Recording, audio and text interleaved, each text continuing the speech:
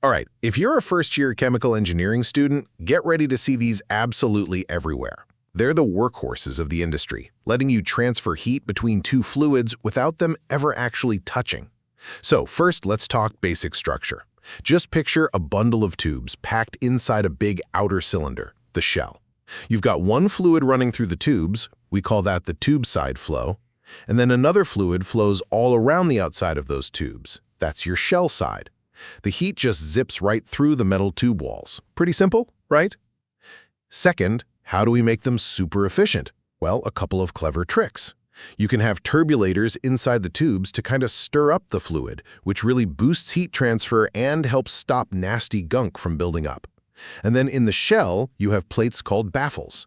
They force the shell side fluid into a zigzag path, making sure it gets maximum contact time with the tubes. And finally, you'll run into three main types.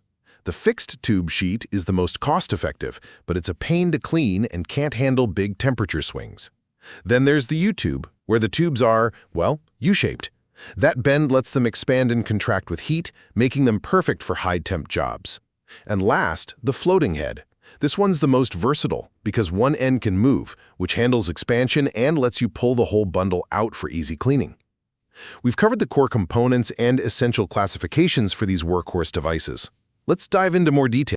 If you're heading into chemical engineering, I want you to meet what is seriously going to be your new best friend. This piece of equipment, it's literally everywhere. It's working silently behind the scenes in everything from giant power plants to the places that make your food. It is one of the most fundamental, most powerful tools in all of industry, and today, we are going to unlock the shell and tube heat exchanger. So here's our game plan. We're going to start with a concept so simple you actually already get it. Then we'll do a virtual teardown and see what really makes this thing tick. After that, we'll look at how to make it way more efficient, compare 3 key designs for 3 totally different problems, and we'll wrap up with the exact checklist an engineer uses to pick the right one out in the real world. All right, let's start with that super simple concept I mentioned.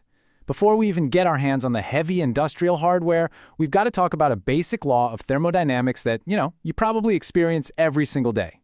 Just picture this. It's a freezing cold morning. You get in your car and you grab that steering wheel. You know that initial shock of cold, right?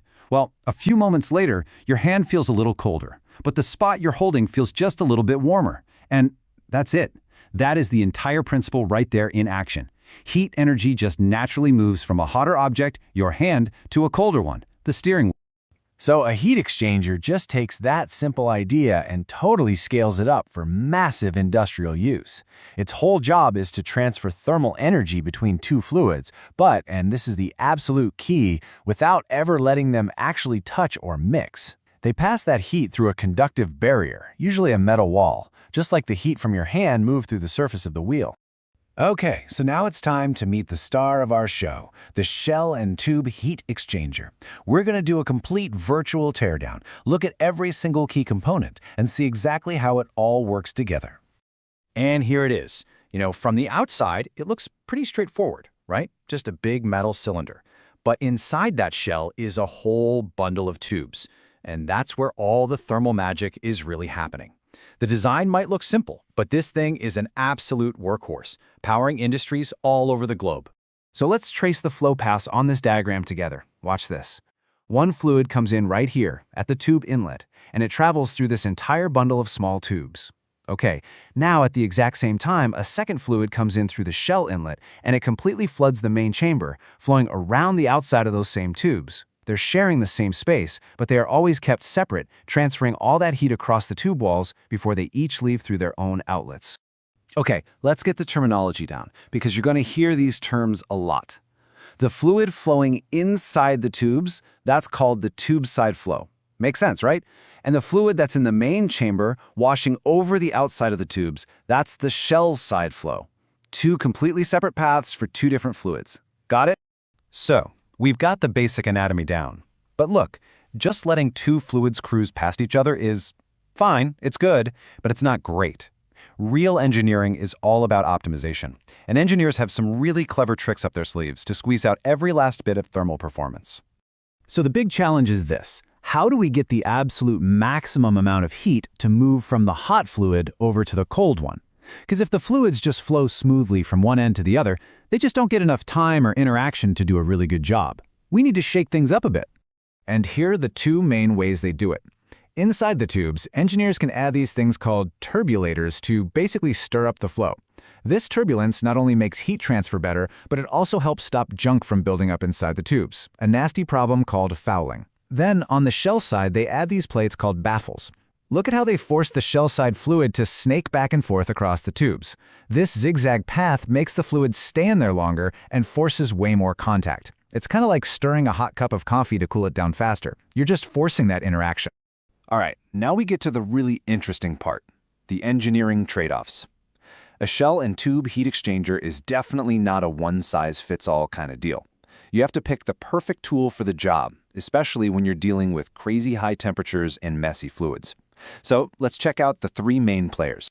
First up, we've got the U-tube design. And yeah, the name pretty much gives it away. Its key feature is this bundle of tubes, and every single one is bent into this distinct U shape. And notice how they all connect to just one single plate at the end? That's called the tube sheet. So the huge advantage here is that those U-bends let the tubes freely expand and contract as temperatures change, which is awesome for preventing stress. That makes it perfect for high-temp jobs. The major downside? Just imagine trying to clean the inside of that super tight U-bend. Yeah, it's pretty much impossible. And that's exactly why this design is best for clean fluids where you don't have to worry about that fouling problem we talked about. Okay, next up is a design that solves that cleaning problem, but it introduces a new one. This is the fixed tube sheet exchanger.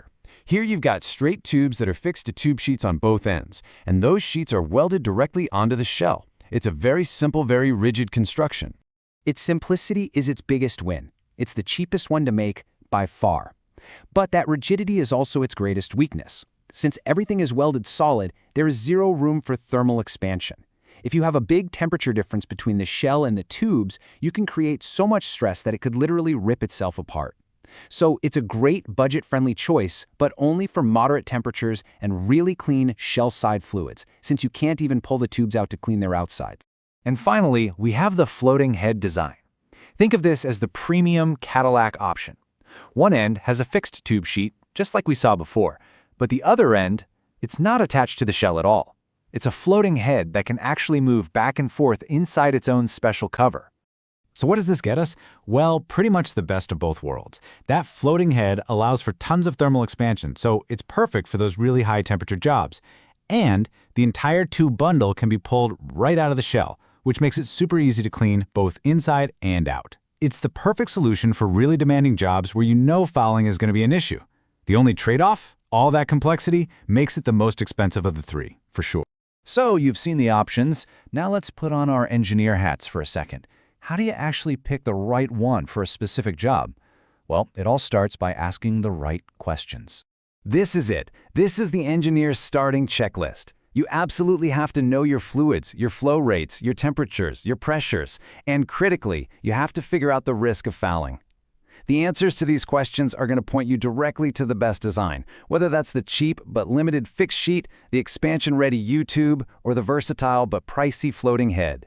Look, the principle of heat exchange is a true cornerstone of chemical engineering. It is all about moving energy from where you don't want it to where you do, as efficiently as possible. And as we push for processes that use less energy and are way more sustainable, devices like these become even more critical. So the question I want to leave you with is, what's next? In a world that's demanding ever more efficiency, how can we make this fundamental process even better?